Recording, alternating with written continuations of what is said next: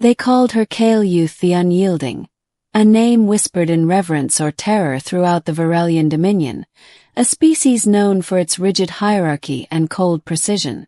She was tall even by Virellian standards, with armored violet skin that shimmered like polished obsidian, for piercing eyes that seemed to see through lies, and strength that rivaled any of her kind. Her voice could command silence in a war room, and her presence cleared halls before her feet touched the floor. She was a general, a warrior, a strategist, but she was also alone. Not for lack of suitors. No, Virellians had tried. Males of strength, females of nobility, even neutral bonded champions. But all failed. They either feared her or sought to tame her, and she crushed both notions like brittle glass. Her people admired her, but admiration was not affection, not companionship, not warmth. So she buried herself in battle, until the humans came. They were strange, unpredictable, emotional, insane, and yet formidable. A single small battalion of human mercenaries had held off an entire Virellian flank during the Battle of Zet Prime. Kael'yth had watched them from a distance, curious. Especially the one they called Captain Elias Vorn. When Elias was brought aboard the Dominion dreadnought as part of the post-conflict diplomatic exchange, he didn't cower before her. He didn't puff up his chest either. He just stood there, squinting slightly, as if trying to read a particularly difficult book. "You're taller than I imagined," he finally said. Kael'yth tilted her head. "And you're smaller." "Thanks. I get that a lot." He grinned. "But I tend to make an impression anyway." A few gasps echoed from her subordinates. No one joked with Kael'yth. Certainly not a flesh-boned alien who barely reached her shoulder. She should have been offended. Instead, for the first time in a decade, she smiled. What followed was unprecedented. Kael'yth requested Elias remain aboard. Officially, he was a liaison. Unofficially, they spoke for hours daily. Philosophy, battle strategy, human art, Virellian poetry. It turned out they both liked silence, but not the same kind. He liked the silence after laughter. She liked the silence before war. And somehow they found balance between. Still others whispered, accused, questioned her honor. "You degrade our image, entertaining that fragile thing," one counselor sneered. Kael'yth didn't respond with words. She responded by flipping the council table with one hand, sending 7 decorated nobles sprawling. "If a human understands me better than my own kind," she growled, "then it is my kind who should be ashamed."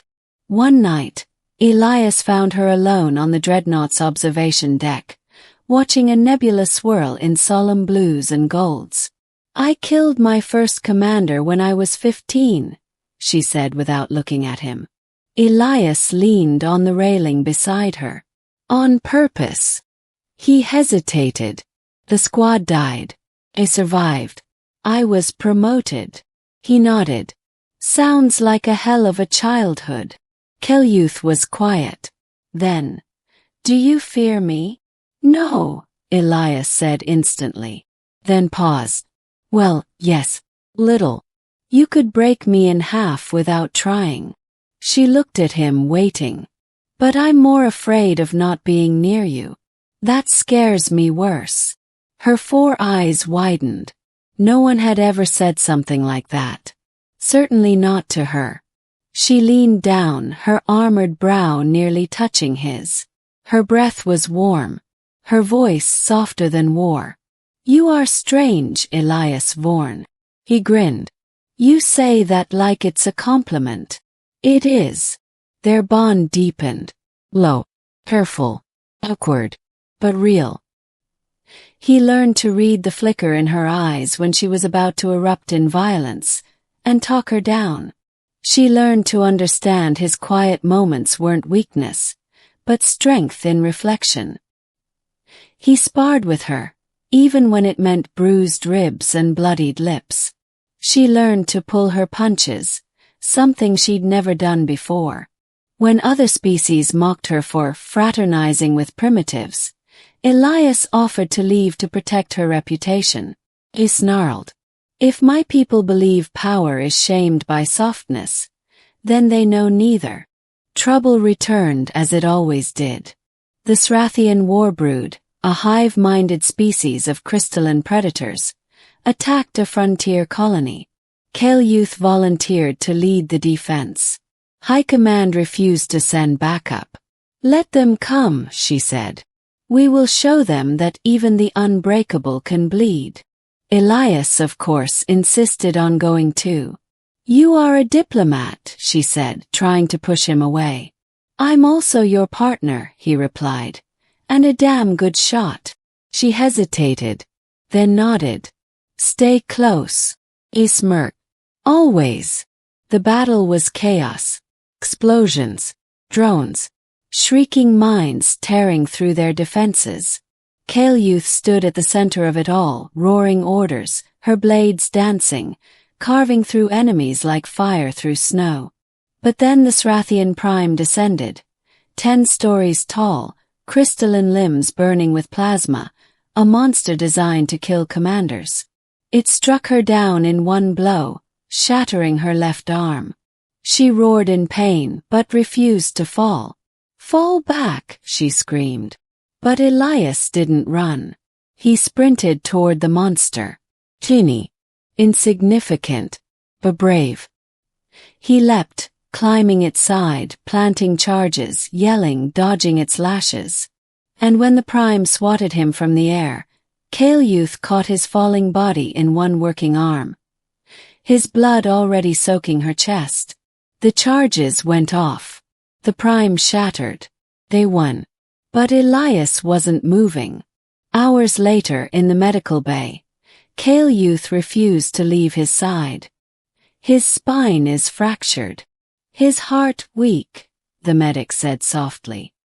"He may not survive."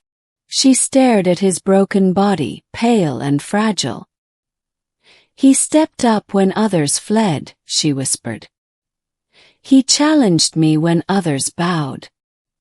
He stayed when I was at my worst." She sank to her knees beside him. "If he dies, I will not forgive the stars." He woke 3 days later. "Did we win?" he croaked. She looked up, eyes wide. A tear slipped from one of them. "Yes," she said. "Because of you." He winced. "Cool. Does this mean I finally get a kiss?" She blinked, then leaned down and kissed him. Carefully, tenderly. Her voice shook when she whispered, "You are more than strange, Elias Vorn. You are mine." Months passed. Her people watched. But when the Srathian threat returned, stronger, angrier, they didn't look to their nobles. They looked to her. And when she stood before the War Council, her arm now replaced by a cybernetic limb, Elias stood beside her. Not as a tool, not as a toy, as her partner. She raised her voice. "You said I was too intimidating for our people. That none could match me." She turned to Elias, reached out, and took his human hand. But he did. And the room fell silent. No one dared challenge her again. Ending summary. Kael'yth, once feared and avoided for her power, found in Elias what her species could never offer: understanding, respect, and love without fear. He stepped up, not because he had to, but because he saw her not as a weapon, but as a person. Together, they forged a bond that shattered prejudice and rewrote what power could mean. Not domination, but devotion.